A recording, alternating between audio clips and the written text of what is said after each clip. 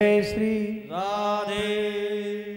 देखिए, मैं आपको बोला हूं कि जब भी जयकारा लगाओ ना तो भाव से लगाओ। आप ये मत समझो कि हमारा एक साइड खाली है या हम इतने ही हैं। जिनके सत्कर्म अधिक हैं वो ही इस पांडाल में प्रवेश कर सकता है।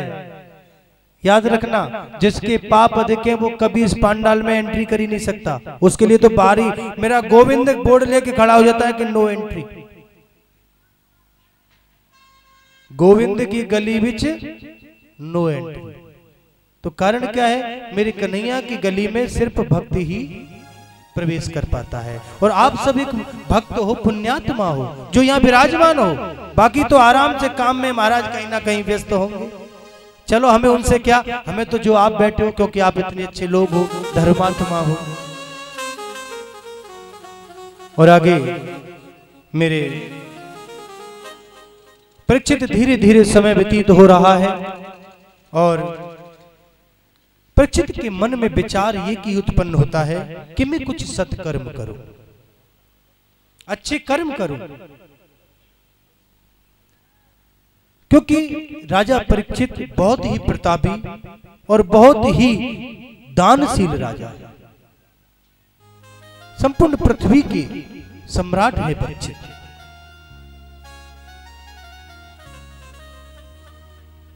और आगे चल के परीक्षित के 4 पुत्र हुए।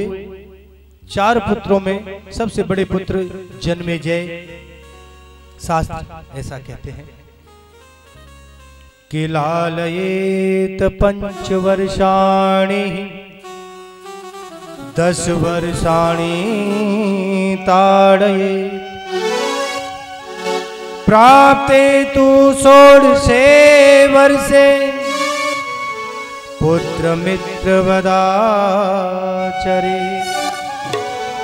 देखिए, एक बात ध्यान दीजिएगा, ये सब घर और हर उसमें काम आने वाली है। शास्त्रों में लिखा है कि जब तक बच्चा 5 वर्ष का हो उसको जितना आप प्रेम दुलार देना चाहे दे सकते हो, 5 वर्ष तक।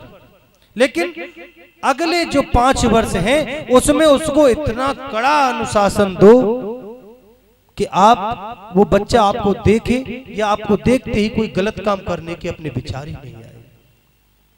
ऐसा विचार उसके मतलब मन में होना चाहिए।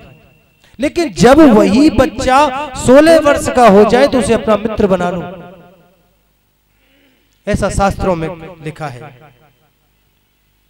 लेकिन आजकल देखो, एक व्यक्ति ने हमसे प्रश्न किया कि महाराज एक बात बताओ, आजकल के बच्चे तो ऐसे हैं कि सुनते ही नहीं किसी की,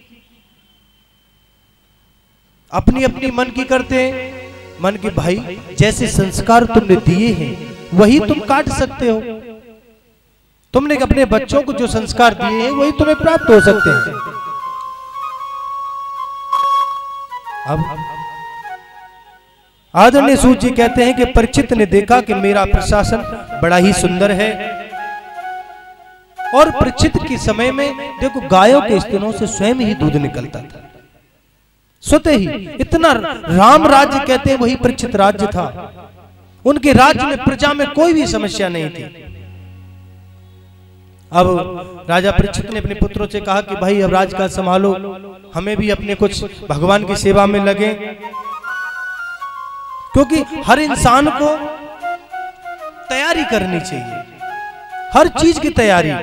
देखो, हम अगर कहीं तीर्थ में जाते हैं तो हम अपना बैग 2 दिन पहले लगा के रखते हैं कि भाई 4 जोड़ी कपड़े ये इसके लिए, और भाई ये बिस्तर हो गया, और सब कुछ सामान पहले, सब क्रीम पाउडर वगैरह सब रख लिए जाते हैं। तैयारी होती है हर चीज की। बात समझने की है, ये हंसने का प्रसंग नहीं है, समझने का प्रसंग है। हर चीज की एक तैयारी करनी है हमें।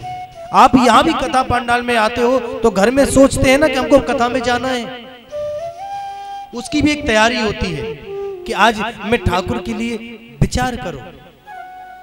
जब भी कथा में आओ ना तो अपने मन में 2 मिनट के लिए आंखों को बंद करो और कन्हैया बांके बिहारी का ध्यान करो और उनसे पूछो मनी मन कि आज मैं क्या पहनूं, जिससे कि मेरा कन्हैया मुझे देख करके प्रसन्न हो।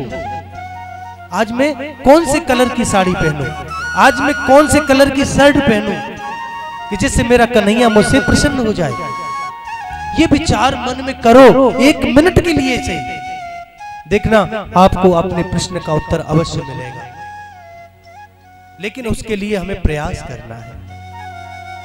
अब कहते हैं हर आदमी अपनी हर चीज की, घर मकान की तैयारी करता है, अपने हर एक सुविधा की तैयारी करता है, लेकिन जिसकी तैयारी करनी है ना उसकी तैयारी नहीं करता, मृत्यु की तैयारी। भाई मृत्यु है, आनी है, ऐसा कोई तो नहीं है कि जिसको मृत्यु ना आए, तो उसके लिए भी तो कुछ तैयारी करनी है ना हमें।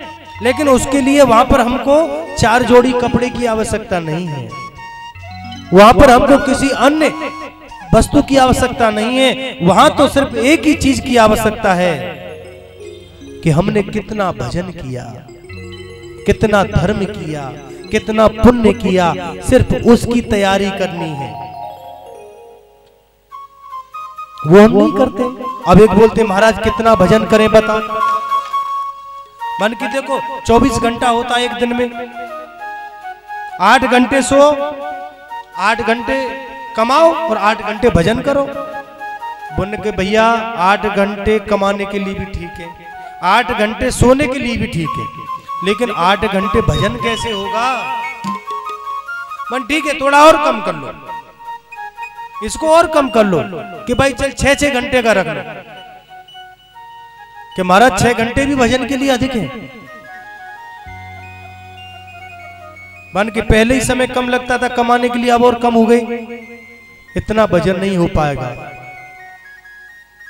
अब भगवान ने कहा कि तुम एक काम करो, 21 घंटे कमाओ, 3 घंटे तो भगवान को दे सकते हो कि नहीं?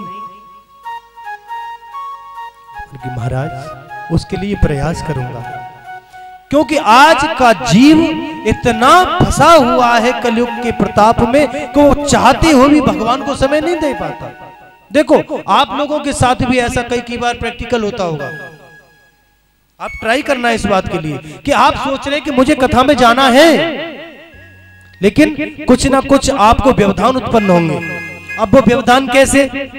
अब बहू कह रही है कि कल शास्त्र, कल तो तुम गई, आज मेरा नंबर है मैं जाऊंगी। सासू माँ कहती है तेरो सबरो जीवन पर सुन ली कथा, नहीं बैठ जा चुपचाप घर में काम करियो। लेकिन सासू कथा में तो आ गई, लेकिन कथा में आकर के उनका ध्यान कहाँ है? घर पे कहूं बहू ने अलमारी ना खोल ली हो, ये भजन नहीं है। फिर तो भागवत में आना भी आप लोगों का व्यर्थ है। यहां आओ बिल्कुल एम्प्टी आओ, खाली, बिल्कुल खाली आना है, कुछ नहीं, सिर्फ लाना है तो भगवान के लिए जो विधि बताई है, एक पुष्प लेके आओ जो हम भगवान श्रीमद् भागवत को हम अर्पण कर सके। कुछ समय 4 घंटे ही तो मांगे हैं आपसे, जो 4 घंटे जीवन को एक नया जीवन आपको प्रदान कर देंगे, लेकिन हम वो भी नहीं निकाल पाते। बताओ कैसी विडंबना है। लेकिन आजकल 3 घंटे भी नहीं। तो मैं सिर्फ इतना कहता हूं, हर एक व्यक्ति को सिर्फ 45 मिनट अपने आप को देना ही चाहिए।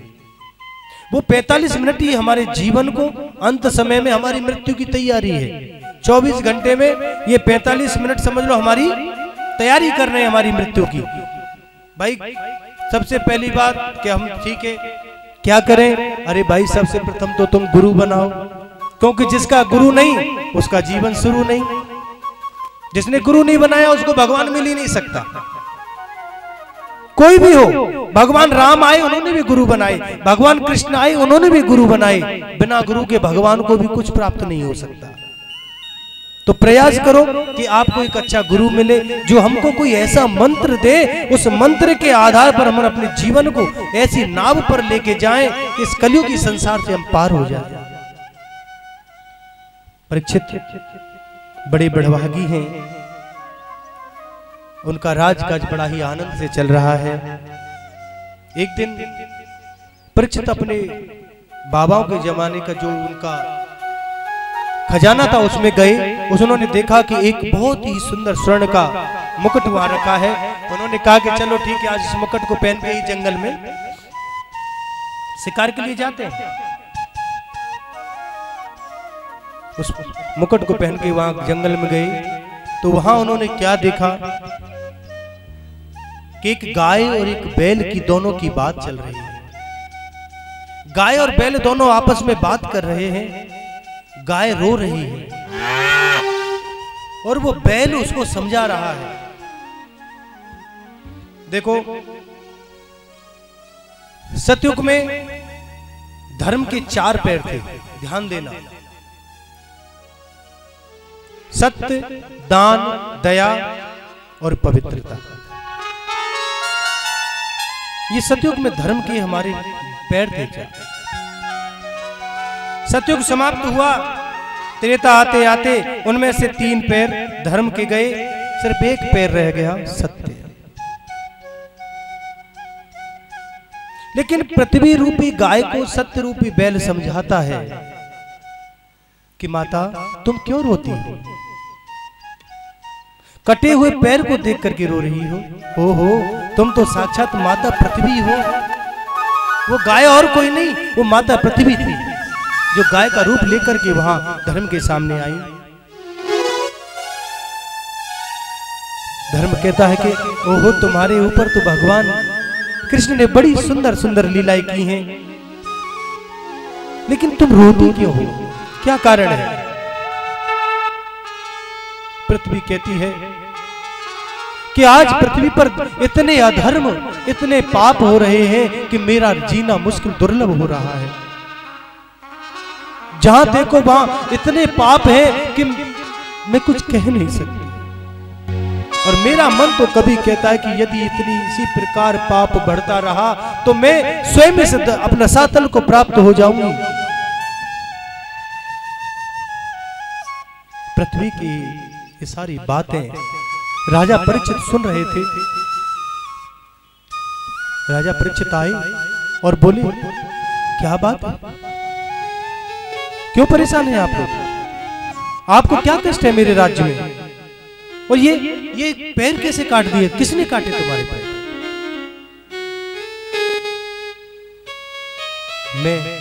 मैं परीक्षित हूं, पांडवों का पौत्र परीक्षित। मेरे राज्य में अगर कोई जीव जंतु भी दुखी रहे तो मैं राजा कहलाने के योग्य नहीं हूं। लेकिन आप दुखी क्यों हो? धर्म रूपी बैल बोला कि राजा, किसका नाम लूं मैं? किसको दंडित करूं? किसको दंडित करेंगे आप? यदि हम कर्मकांडियों की बात माने तो कर्मकांडी कहते हैं कर्म प्रधान विश्व रचि राखा, जो जस करी सो तस फल चाखा। को न काऊ सुख दुख कर दाता, निज कृत कर्म भोग सब भ्राता। निज कृत कर्म भोग सब भ्राता। न काऊ सुख दुख कर दाता, न काऊ सुख दुख कर दाता। निज कृत कर्म भोग सब भ्राता। निज कृत कर्म भोग सब भ्राता। कोई किसी को तकलीफ नहीं दे सकता, कोई तकलीफ नहीं दे सकता किसी को, लेकिन जिसको भी जो प्राप्त होता है वो स्वयं के कर्म से होता है। यदि बैल रूपी धर्मराज कहता है कि यदि कर्म की प्रधानता को मैं मानता हूं तो मेरा कर्म ही ऐसा हुआ होगा जिससे कि मेरे ये तीनों पैर कट गए। मैंने कोई ऐसा कर्म किया होगा इसलिए मेरे पैर नहीं रहे। विश्वास करें, ये मीमांसा शास्त्र की जानकारों के अनुसार ये कहते हैं कि ये सुख दुख क्या है, ये सुख दुख सिर्फ एक कोरी कल्पना है। सुख नाम की कोई चीज नहीं होती और दुख नाम की भी कोई चीज नहीं होती। सुख क्या है? एयर कंडीशनर रूम में सोना सुख है? अच्छी 3-3 मंजिल बड़े बंगले में रहना सुख है? लंबी लंबी गाड़ियों में बैठने का नाम सुख है? सुख क्या है? जो एक एयर कंडीशनर रूम में सोने वाले को सुख प्राप्त होता है, वही एक कुत्ते को कीचड़ की नाली में सोने से सुख प्राप्त होता है। सुख और दुख सिर्फ कल्पना है, मन की कल्पना। इस कल्पना से बाहर निकलना होगा, बस यही बात है समझाने का। और वही सुख जो एक नाली में पड़ा हुआ कुत्ता ले रहा है, वही सुख किसान एक हाथ का तकिया बना करके और खेत पर मेड़ पर अपनी पर सो जाता है, वो सुख। लेकिन बस मन की कल्पना है। एयर कंडीशनर वाला कहता है कि मैं सुखी, लेकिन सुखी कौन? कोई तन से दुखी, कोई मन से दुखी, कोई धन बिन रहत उदास, थोड़े थोड़े सब दुखी, सुखी राम के दास। संसार में सुख किसके पास है?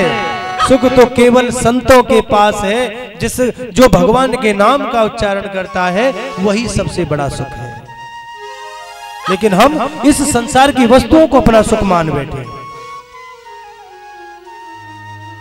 राजा परीक्षित ने कहा कि ठीक है, आप चिंता ना करो, मुझे बताओ।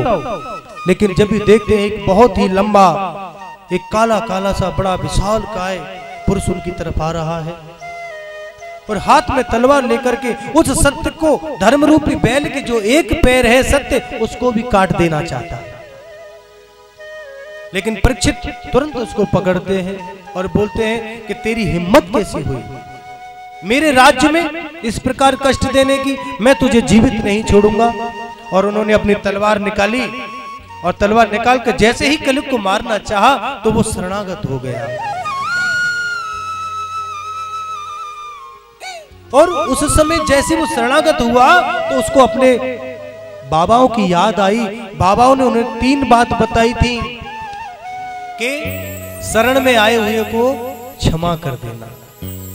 तो उनको बात याद आई, बन ठीक है, मैंने तुझको प्राण दान तो दिया, लेकिन तू मेरे राज्य से बाहर चला जा। बोले कि महाराज मैं जाऊंगा कहां? चलो मुझे आप थोड़ा सा कोई स्थान ऐसा दे दो जहां मैं अपना निवास कर सकूं। तो राजा परीक्षित ने उनको 4 जगह पर स्थान दिया है कि ध्रुतम पानम स्त्री हसूना यत्रा धर्मश्चतुर्वृद्धि।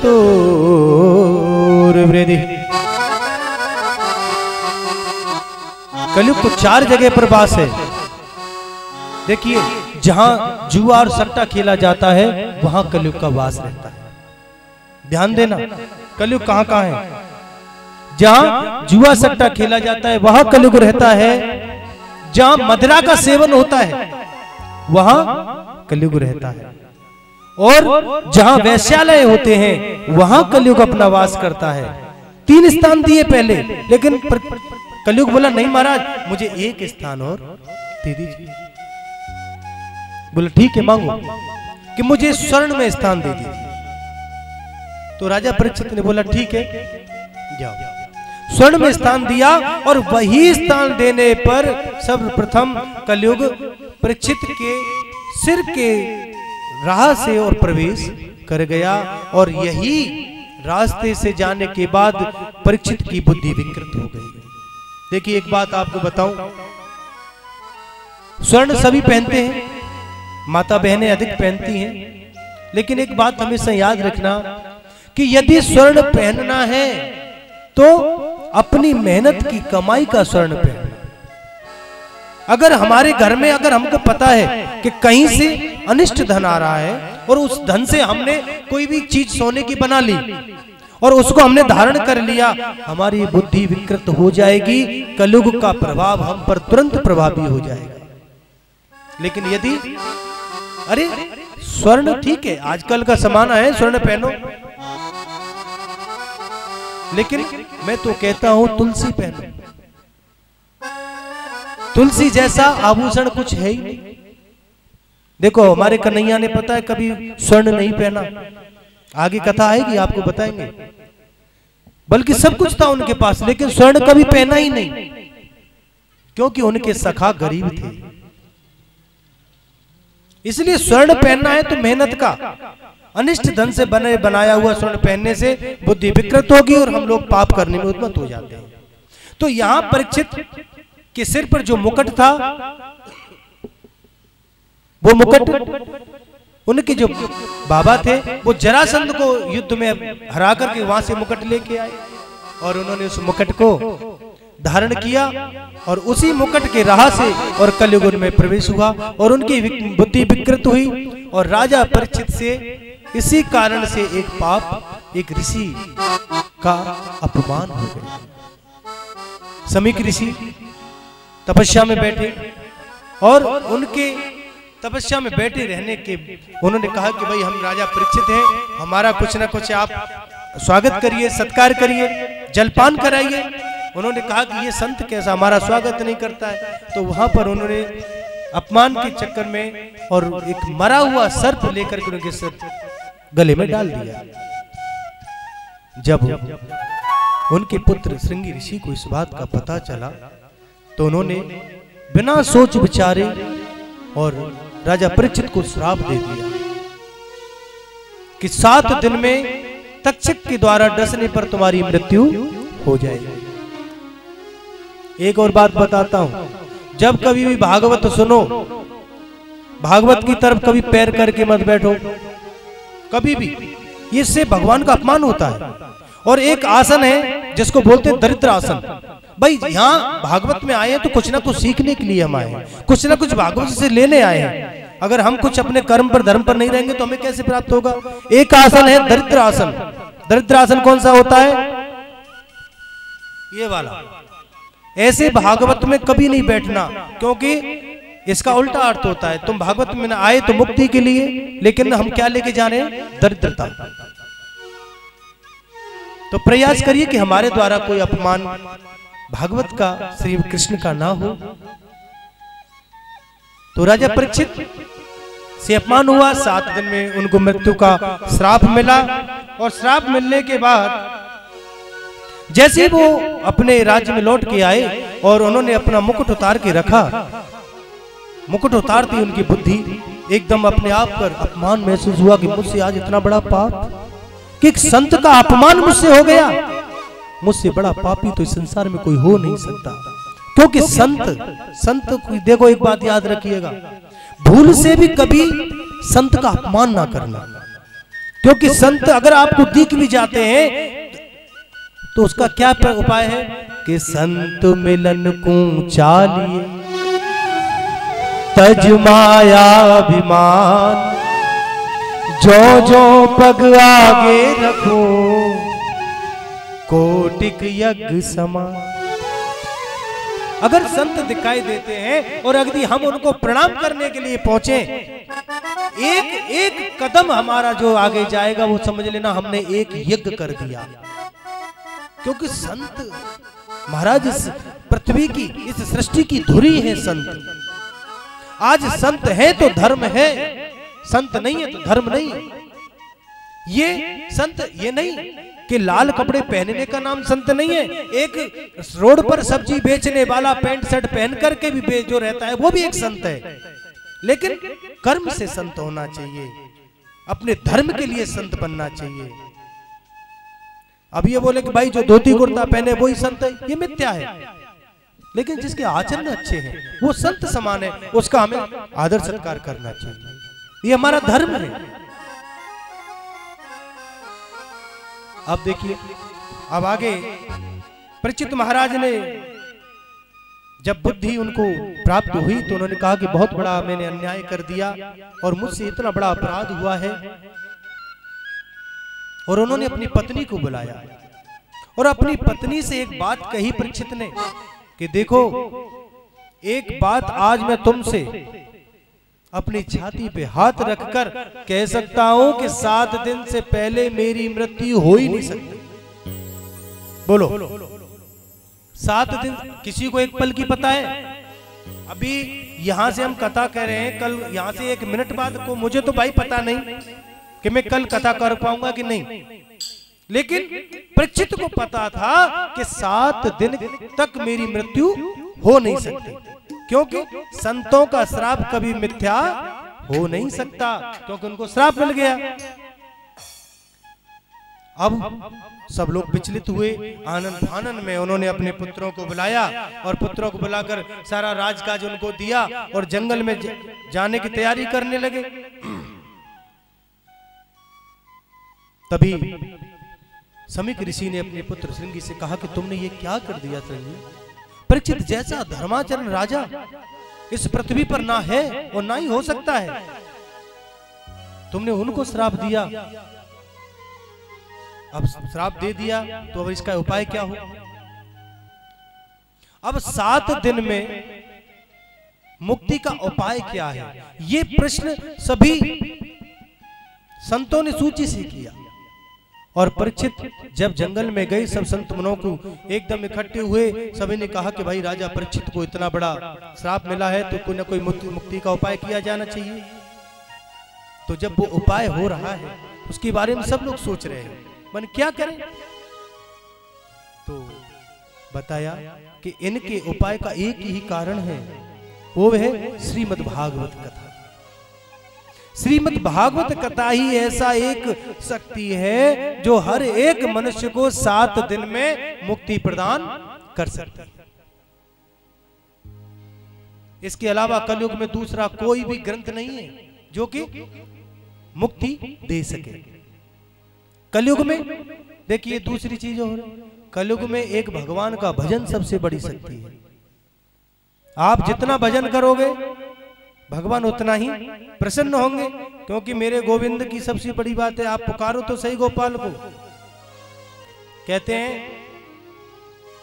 कृष्ण गोविंद गोपाल गाते चलो, मन को विषयों से हरदम हटाते चलो। देखना इंद्रियों के न घोड़े बढ़े, उनमें हरदम ये संयम के कोड़े पड़े। अपने रथ को सुमार्ग लगाते चलो, कृष्ण गोविंद गोपाल गाते चलो।